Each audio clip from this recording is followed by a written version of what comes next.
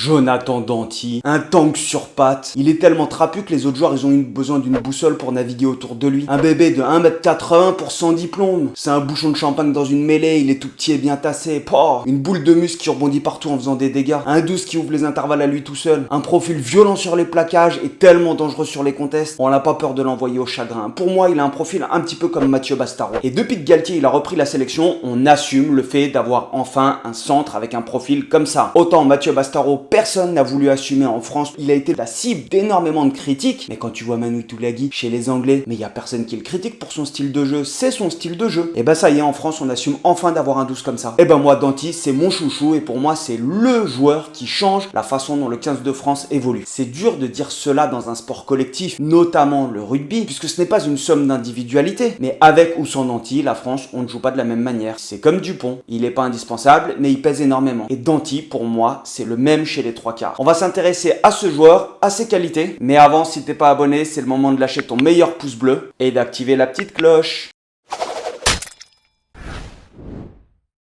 Jonathan Danty, il est né en 1992, et ouais, c'est un trentenaire, c'est un non-yins. Il va commencer le rugby dans un club parisien qui s'appelle l'ASPTT. L'ASPTT, c'est un club de facteurs à la base. C'est une super ambiance dans ce club de l'Est parisien, et j'ai eu souvent l'occasion de les côtoyer quand j'étais joueur, parce qu'on avait des joueurs dans ma section sportive qui venaient justement de l'ASPTT, et en même temps de les rencontrer et d'avoir des gamins de sélection quand j'étais en Ile-de-France. Il va rester là-bas entre 2004 et 2006, et quand t'as un joueur qui est plus grand, plus large, et qui traverse le terrain tout le temps, évidemment, il va se faire repérer et il va aller dans un club qu'on appelle le PUC, Paris Université Club. C'est un autre grand club parisien, le PUC, et je vais pas m'attarder dessus parce que je pense qu'il y aurait beaucoup trop de choses à dire et qu'en 10 secondes c'est pas possible. Il va passer les sélections départementales, régionales et il rentre au pôle espoir de la Canale. Et là c'est quelque chose que je savais pas et que j'ai appris en faisant cette vidéo, mais j'ai trouvé ça génial. On le laisse rentrer a priori au pôle espoir de la Canale pour être formé au poste de centre ou de talon. On lui a laissé la possibilité, il semblerait, de choisir s'il allait être formé centre ou talon. T'as le choix mon gars, c'est toi qui décides. Et il va rejoindre le Stade Français en 2008 en deuxième année cadet. Et intègre rapidement l'équipe professionnelle. Alors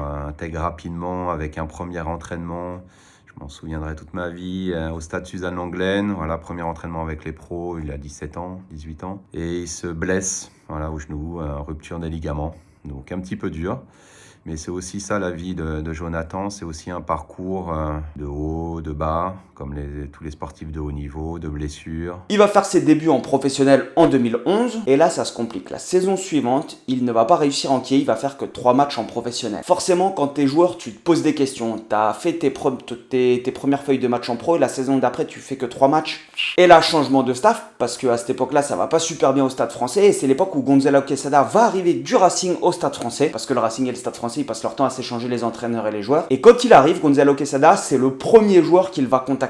Je voulais lui dire que je connaissais son parcours et que je comptais sur lui, raconte le manager. Je voulais vraiment m'appuyer sur tous ces jeunes parisiens formés au club ou pas loin pour donner une identité. Et donc quand tu as un coach qui te fait confiance, et bien évidemment tu vas te poser moins de questions et tu vas pouvoir plus te lâcher sur le terrain. Et t'as pas forcément envie de partir. C'est un enfant du Stade Français et il va avoir cette chance d'évoluer avec tous les jeunes du Stade Français de génération qui sont très proches. Tous les Jules Plisson, Bonneval, Bonfils, etc.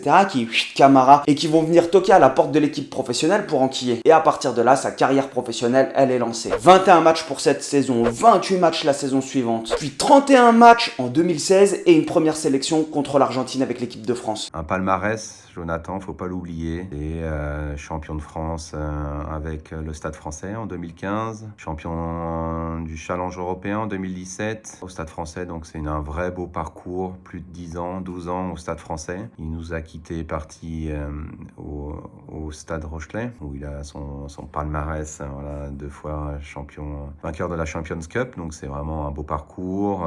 Une seconde sélection contre la Nouvelle-Zélande en 2017 avec la France, et puis silence radio, flac. Et Galtier il va le remettre sur la scène internationale, sur le devant de la scène, sur cette Autumn Cup en 2020, quand il va jouer l'Italie, puis la finale contre l'Angleterre. Il va être envoyé en Australie, et en fait c'est là où il pète les compteurs et qu'il gagne sa place dans le groupe. Il a été sélectionné assez tôt, puis après plus revu pendant 4-5 ans. Il n'a jamais rien lâché, toujours déterminé. La résilience, il connaît. Et là, depuis 3-4 ans, fait partie du groupe de Fabien Galtier et a eu un titre, un grand chelem avec l'équipe de France. Et ce qui lui manque là, un peu dans son son palmarès, c'est ce titre de champion du monde. Donc on va lui souhaiter le meilleur pour cette Coupe du Monde. Je pense qu'à cette époque-là, Fabien Galtier, il cherchait encore de l'alchimie entre les joueurs. Quand tu as des joueurs qui sont très bons et que tu as tous envie de les faire jouer, mais tu ne peux pas tous les faire jouer. Donc tu vas essayer d'articuler ton équipe pour trouver la meilleure combinaison possible. Et notamment jusqu'à l'automne 2021, où je ne sais pas si vous vous souvenez, il essayait de faire jouer Mathieu Jalibert et Romain Ntamak, parce que Romain Ntamak, tu peux effectivement le faire basculer 12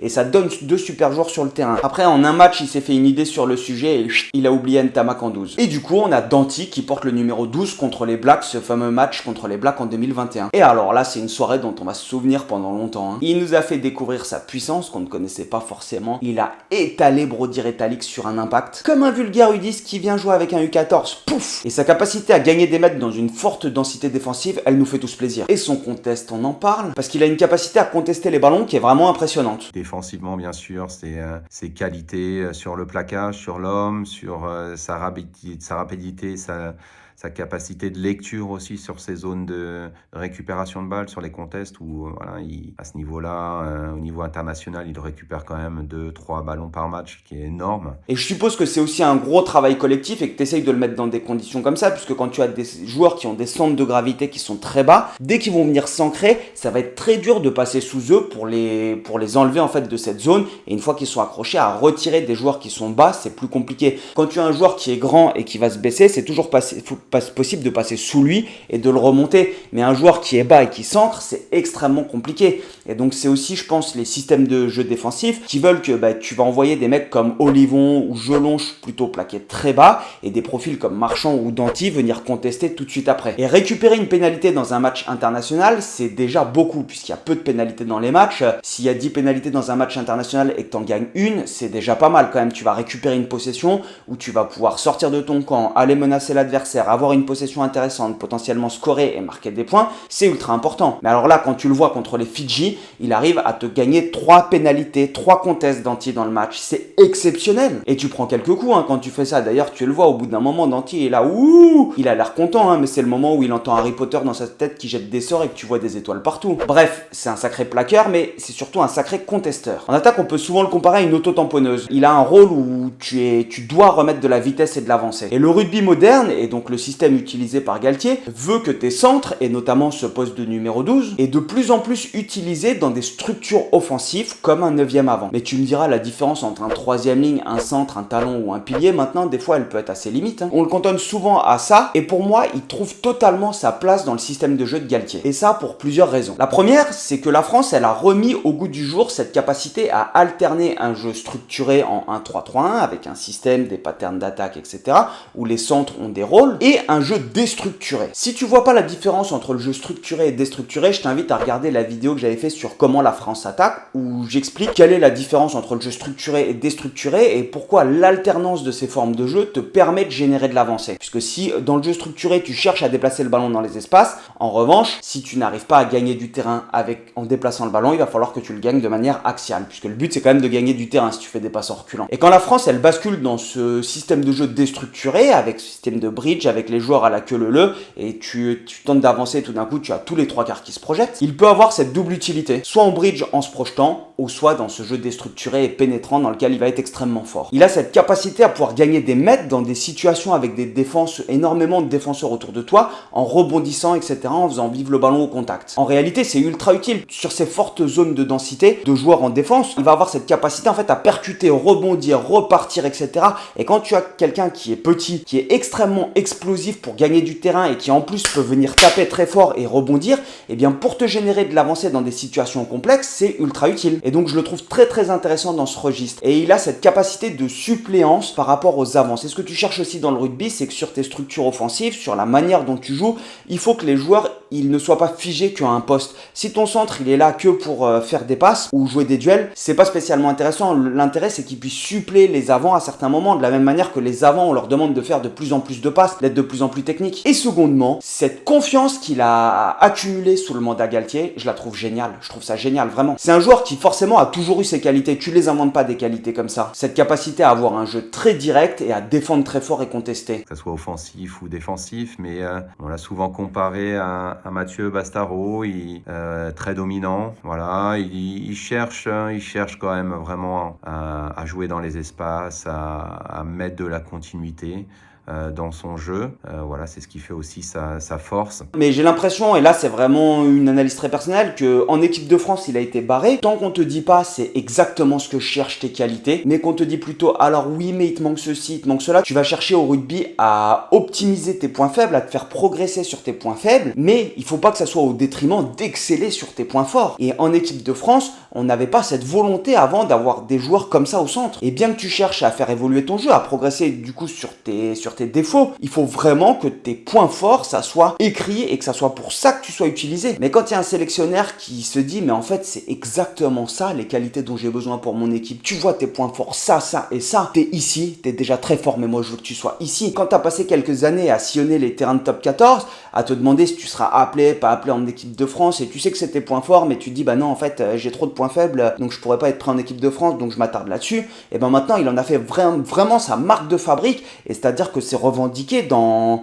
le club dans lequel il joue et en équipe de France également. Et encore une fois, c'est vraiment très personnel, donc c'est de l'extérieur. Mais en fait, maintenant, quand tu le vois, tu n'as pas l'impression d'avoir un joueur qui est frustré par rapport à son jeu. Autant Mathieu Bastaro, même s'il a été en équipe de France, je pense qu'il a dû se sentir énormément frustré de tout ce que les gens disaient sur lui. Autant Jonathan Danty, tu le vois en équipe de France, il a l'air d'avoir zéro complexe par rapport à ça. On a un joueur qui est épanoui par rapport à son jeu et ses qualités. Et ça, on le doit aussi à Galtier, en fait, le fait qu'il se serve de ce joueur-là pour ses qualités. Après, au-delà des qualités dont on parle, c'est un joueur qui joue très juste. Ça réfléchit à 10 000 dans sa tête. Comme tous les joueurs pros, mais ça, c'est une capacité que les joueurs pros ont maintenant. C'est cette capacité analytique sur les situations. Ils connaissent tous les principes de jeu et le rugby va de plus en plus vite. Si on prend cet exemple de jeu au pied contre le Japon, parce que le jeu au pied, quand même, c'est le point fort de Jonathan Danty. Non, je déconne. On se retrouve avec un Jonathan Danty qui, sur un principe de contre-attaque, est capable de jouer au pied. Donc, même si c'est pas une de ses armes favorites, le jeu au pied, il arrive à trouver des angles, à être efficace sur ce qu'il fait. Bah, tu me diras, c'était peut-être le seul jeu au pied de sa carrière, mais l'avantage, c'est qu'il restera sur un bon jeu au pied. Non, plus sérieusement, je pense pas que c'est le meilleur joueur de l'équipe, que ça soit à La Rochelle ou en équipe de France, sur les qualités de lecture et les qualités d'analyse tactique du joueur, mais sur les prérogatives d'un centre, il est excellent. Il faut qu'il sache plaquer et franchir ton centre. Joe, il est parfait là-dessus. Et c'est un plaisir pour moi de voir un joueur qui a éclos peut-être tardivement, en tout cas au niveau international, alors qu'il avait pour moi toutes les qualités pour le faire avant. Mais il y a que les musées qui vivent du passé. Au moment où je finis cette vidéo, la Coupe du Monde, elle n'a pas encore commencé. Je sais pas quand je vais la publier, mais je pense que Jonathan Danty, ça sera peut-être une des dernières fois où il va porter le maillot de l'équipe de France et il ne sera sûrement pas présent pour la prochaine Coupe du Monde parce que il sera peut-être un petit peu trop âgé. Alors Jonathan, je te le dis tout de suite, merci pour ce que tu nous as apporté dans cette équipe de France, quel que soit le résultat de la Coupe du Monde, pour nous avoir fait rêver, pour nous avoir transmis des émotions qu'on avait oubliées depuis longtemps, et on souhaite bien égoïstement que vous rameniez la Coupe à Marcoussis. C'est un joueur très attachant qui a laissé son empreinte au Stade français par sa joie de vivre, voilà, sa bonne humeur, qui a su évoluer et grandir. Jonathan Danty, une personne sur qui on peut compter. Et une petite question, tu penses au-delà de Moefana, qui est-ce qui pourra avoir un profil similaire à Danty pour le remplacer quand il va tirer le rideau sur sa carrière internationale? Dis-le moi dans les commentaires, ça m'intéresse parce que j'ai pas vraiment d'idée sur le sujet, je connais peut-être pas assez les joueurs de top 14 et ça me forcera à les découvrir. N'hésite pas à me dire aussi si les petits formats comme ça sur des joueurs avec des analyses, je tente de les garder objectives, mais c'est très, très difficile de garder son objectivité et donc forcément je passe sur des trucs subjectifs. Dis-le moi si ça te plaît, si ça t'intéresse. Un gros merci à tous ceux qui me soutiennent, ça fait plaisir de voir que la communauté elle grandit. N'hésite pas à lâcher ton petit pouce bleu, tu connais, ton petit commentaire pour l'algorithme, à faire péter à tes potes et faire tourner tout ça. Et on espère que ça va continuer. Allez topette et on se revoit à la SPTT.